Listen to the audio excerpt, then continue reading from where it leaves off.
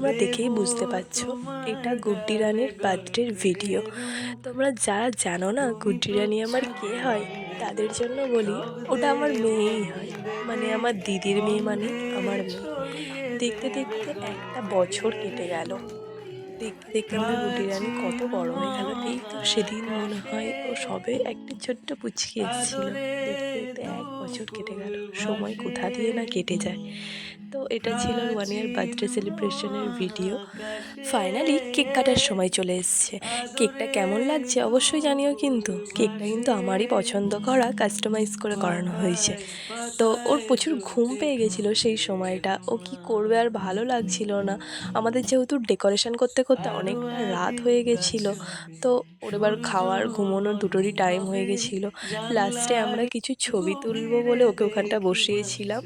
তোমরা ওকে আশীর্বাদ করো ও যেন একটা ভালো মনের মানুষ হয়। ভিডিওটা কেমন লাগলো অবশ্যই কমেন্ট করে জানিও।